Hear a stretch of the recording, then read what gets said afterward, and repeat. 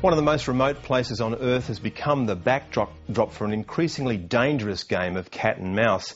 In the Great Southern Ocean, a ship from the Japanese whaling fleet has sheared the bow off a boat from the Sea Shepherd Conservation Group. The dramatic images have made headlines around the world. The whalers say they were trying to take evasive action, but environmentalists have branded it attempted murder. While a number of investigations have been launched, there are calls for the Australian government to send an observer ship. Di Bain reports.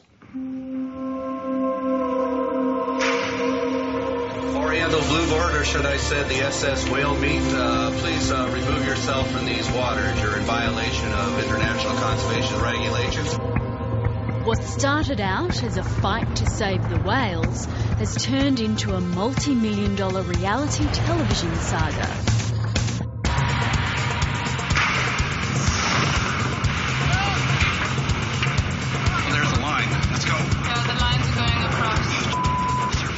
International documentary maker Animal Planet is making the real-life drama on the high seas into a TV show.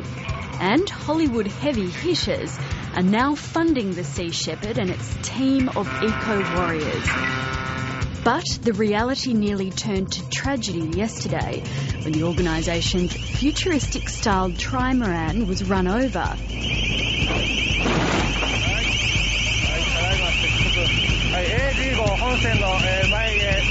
There's no question that life could have been lost. This was within a couple of metres of up to 6 lives being lost in icy waters off the Antarctic. The reality is the Southern Ocean is a remote, inhospitable region where the risk of adverse incidents is high and the likelihood of a successful search and rescue is low.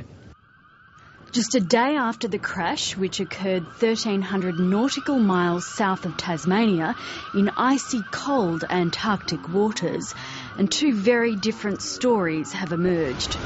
Oh my God. Wow.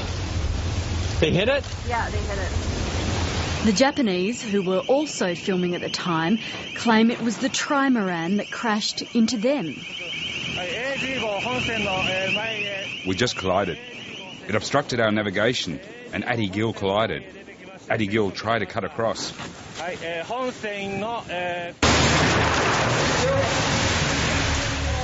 This season, Japan is permitted to capture almost 1,000 whales. It's a situation the Australian government says is unsatisfactory. We continue to forcefully put our position to the Japanese government, and we continue to forcefully put that in a proper and legal way. Given Japan is one of Australia's top trading partners, it argues a diplomatic solution is best. If ultimately the matter about whaling cannot be resolved diplomatically, then we reserve our rights to initiate international legal action. But it's been threatening legal action for 2 years now. In the lead up to the 2007 election, as the opposition spokesman for the environment, Peter Garrett outlined Labor's whaling policy. The difference between us and the government on this issue is that we would actually actively surveil and monitor the Japanese fleet instead of it being a case of non-government organisations being down there on the high seas and doing it. And we would also take steps through the international tribunals. 2 years on, and the government's toned down its position. The government isn't making any decisions about sending vessels at this point in time, and we will give due consideration to whether any additional measures, actions or statements need to be taken. Greg Hunt, the opposition's environment spokesman, wants the government to send a vessel to monitor the clashes. We should, of course, have an observation vessel down there for the Patagonian toothfish operations, for the whaling operations, and to make sure that there's no loss of life at sea, on the high seas, in Australian waters. International law specialist Don Rothwell has been watching the footage of the collision at sea. He says it's not clear whether any laws have been broken, but there should be an Australian presence monitoring both sides. Clearly, Sea Shepherd are outraged over the events of yesterday. They've proclaimed it to be a war.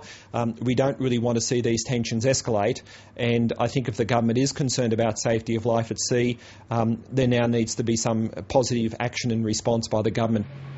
Some are suggesting the Oceanic Viking would be good for the job.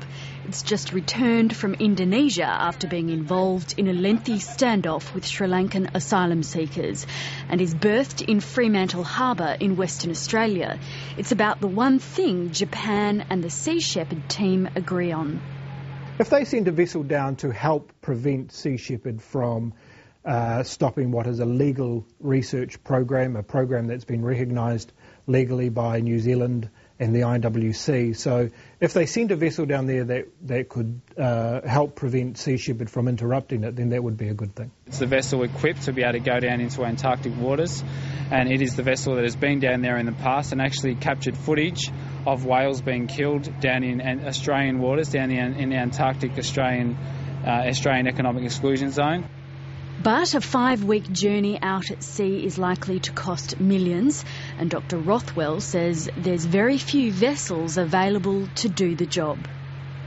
I think if Australia is going to continue to face these issues and continue to assert its sovereignty over Antarctica, we really need to think seriously about having appropriate maritime assets to deal with these patrolling issues. Whoa! Meanwhile, the government's Maritime Safety Authority and the Defence Department will help New Zealand authorities investigate the incident. Oh my God!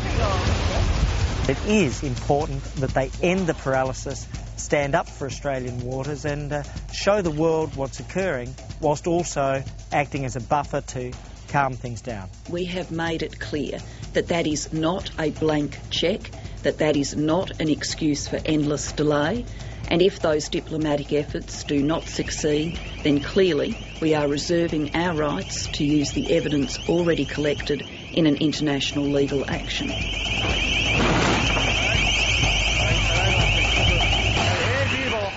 We sought an interview with the Environment Minister Peter Garrett, but he declined. Di Bain with that report.